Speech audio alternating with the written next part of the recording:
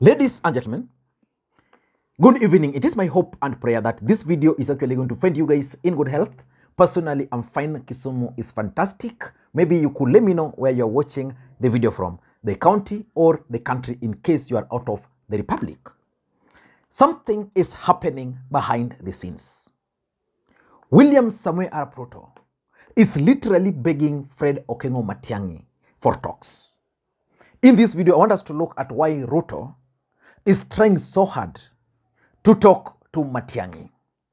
Before we do that, for those who are watching the channel for the first time, please take a second or two, just press that subscribe button so that next time we produce a video like this, YouTube will automatically notify you. What we do on this channel is that we analyze politics in a way you can't find any other place. So don't hesitate. On Tuesday of this week, which was the 7th, Fred Okengo Matiang'i appeared before the DCI and he recorded a statement with them. Before that, we had witnessed a lot of drama where Matiang'i claimed that the police officers raided his home. Then the police went there to look for CCTVs, footages. We saw how they broke his gate and he was outside the country. So when he came back, he said, okay, the next day I'm coming. And he went, and it's also what happened there. In fact, it took the intervention of Raila Odinga and Uhuru Kenyatta for Matiang'i to be released. That was on the 7th day. Now, on the 9th day of March, which was now on Thursday, Professor Kithure Kindiki addressed a press conference.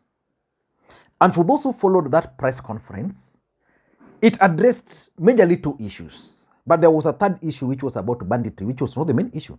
It addressed two main issues: the issue of Fred Okengo Matiang'i and the issue of Raila Odinga showing solidarity with Matiang'i. And I asked myself, why would a senior government official in the caliber of a cabinet secretary for interior call for a press conference just to address the issue of Matiang'i? I knew there was something, because in politics, nothing happens out of mere coincidence. Everything in politics is normally well planned, well scripted, and executed to achieve a specific political objective. That press conference was designed to achieve certain objective. Let me just play for you a bit of that press conference, because I don't intend to edit this video. Just listen very briefly. To tell his side of the story by way of recording a statement as a matter of due process and procedure. I confirm to the country that the entire investigation process in this matter has been carried out with utmost professionalism, dispassionately, and in a manner that reflects the policy guidelines of this administration of handling criminal investigations and how suspects of crime should be treated by the police. Now, up to that point, Professor Kithure Kindiki is laboring so hard to explain to Kenyans, this was 2 days later, to Kenyans how Fred Okengo Matiang'i went to the DCI, he was handled in a humane way, how these all investigations up to this point had been handled. The fact of the matter is that we witnessed and saw live pictures of police vehicles at the home of Matiang'i. That was clearly an act of intimidation. We also saw police officers at the home of Matiang'i breaking into the gates.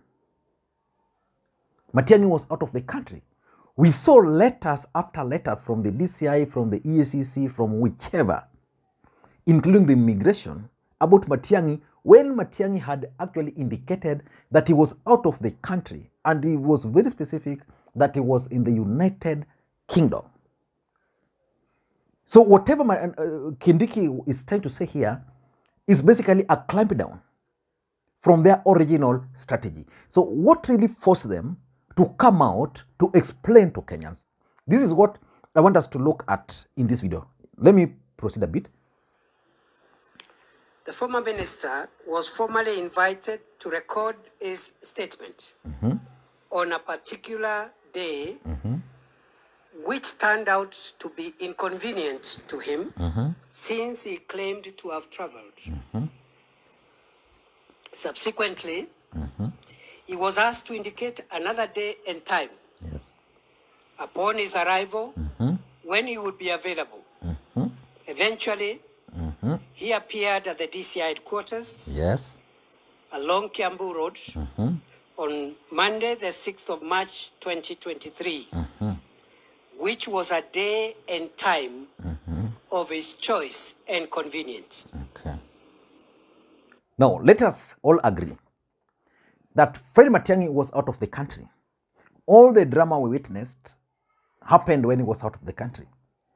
Then, when Fred Matiang'i came, he made it very clear that he was going to appear before the DCI, which indeed he did. And when Matiang'i arrived there, you could see harassment from the onset. You know, Matiang'i is a former cabinet secretary for Interior. Matiang'i being interrogated is just normal. But Matiang'i, a former cabinet secretary, visiting DCI offices to record a statement, then he's told at the gate, stop. Who are you? Who are you with? Then he explained, I'm with my lawyers. It takes 1 hour for the lawyers to be allowed in. Then Matiang'i goes inside. And in the process of writing a statement, or recording a statement, 5 hours later, nothing. Otinda Molo had to post that they've been there for like 5 hours. Nothing happened. The only thing which happened was that a gentleman came there for 15 minutes and then left them. 5 hours lapsed up to around, I think, around 8 hours. Just Fellow Kenyans, this is a major departure from how the police have treated suspects of crime under the previous administration, especially if these suspects were politically exposed persons. You see, they are bringing the issue of politically exposed because Raila Odinga's appearance at that particular point changed everything. If indeed Uhuru Kenyatta intervened, it also changed everything. But I don't want us to go into the deeper details. The truth of the matter is that this clampdown by Professor Kithure Kindiki was intended to help Ruto initiate talks with Matiang'i. From Monday when Matiang'i appeared, sorry, I had earlier indicated it was at Tuesday 7th. It was on Monday 6th, sorry. From that day, it took 7th, 8th, for actually 9th, for now Kindiki to come out. And the truth of the matter is that that night, Kithure addressed the press during the day. Then at night, William Ruto met with 3 members of parliament from the Kisii county. And these 3 members of parliament are actually ODM MPs. And he had one request to them. Or rather, it's like the MPs had a request to them, to Ruto, that please let Matiang'i not suffer. And then Ruto agreed with them that he's going to withdraw in a way that he will not be interfering with the investigations. But William Ruto, according to the information which was recorded by NTV, I think in one of their clips, was that he wanted Matiang'i to reduce the drama and keep low profile. You know, Matiang'i had started politicizing this issue. And that's what scared Ruto. The fact that now the lawyers were going there, you know, he's not recording a statement. He went there, 0 statement, you know. demonstrations in Kisii.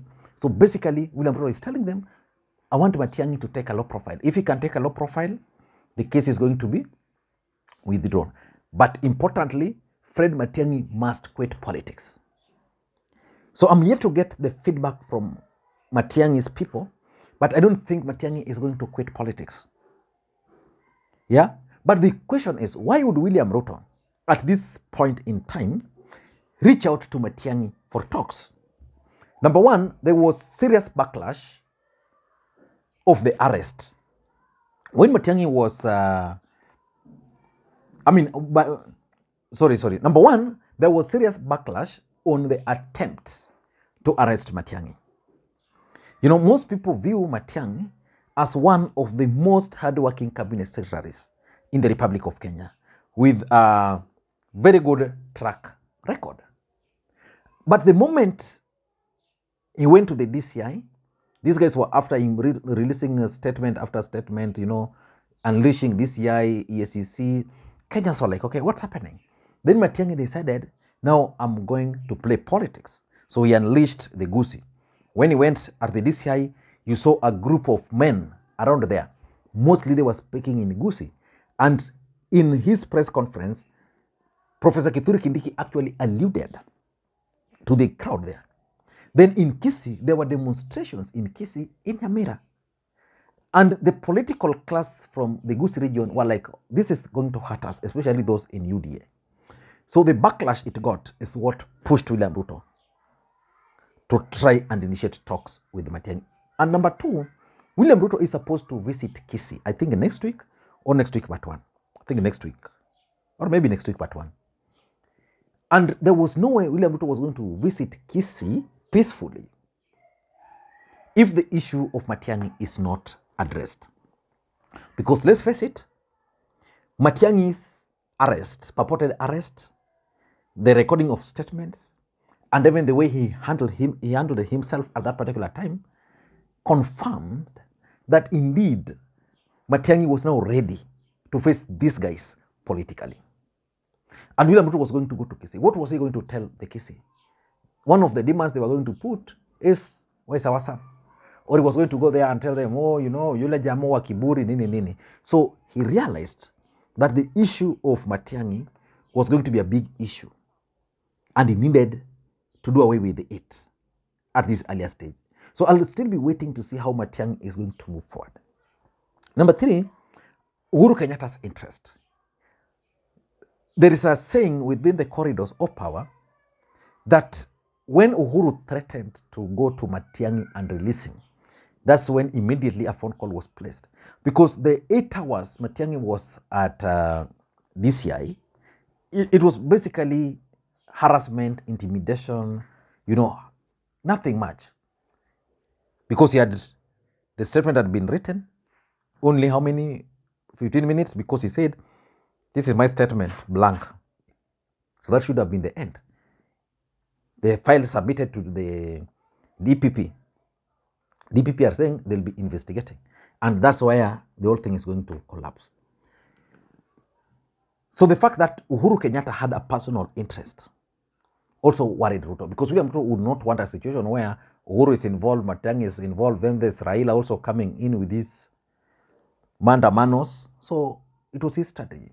Number four, in my view, Ruto is keen on dealing with one issue right now, which is the issue of Raila Amolo Odinga. Matiang'i was going to add to the issue. And remember, Raila Odinga has planned demonstrations. It was going to be easy for people like Matiang'i to facilitate those demonstrations in their respective regions, because those demonstrations were going to hurt Ruto. So Ruto, being a smart politician, realized that it's not going to be good for him to proceed with Matiang'i being harassed while his Raila Odinga is also moving this way. So the first thing he did is that he has instructed his allies to reduce attacks on Uhuru Kenyatta. That's why you no longer hear Mount Kenya leaders talking about Uhuru Kenyatta. The other thing he has done is that he now wants Matiang'i out, just remain silent, to isolate Raila Odinga. And of course, he's trying also the other people. The other day, I saw Robert Alai indicating that there were attempts to lure Kalonzo to Kenya Kwanza. And of course, that's also true. And lastly, in Kenya Kwanza itself, there is serious disagreement on how to deal and manage Fred Okengo Matiang'i. There are those who believe that Matiang'i should just be dragged to court the way he dragged Kenya Kwanza. He should be arrested at night. But there are those who are saying that, look here, this guy did this to us and he's now paying the price. What about tomorrow if we do the same to him? Some of us will pay the price. So people like Kithure Kindiki are not comfortable with seeing Matiang'i being harassed. There are others like the Deputy President Rigathi Gachagua who wants Matiang'i to be punished.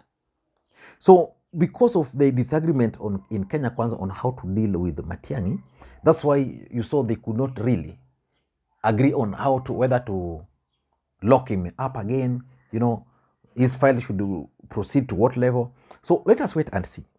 But Ruto is not keen on having Matiang'i taken to court because of political repercussions which he is foreseeing. Thank you guys, and may you have a good day. Bye-bye.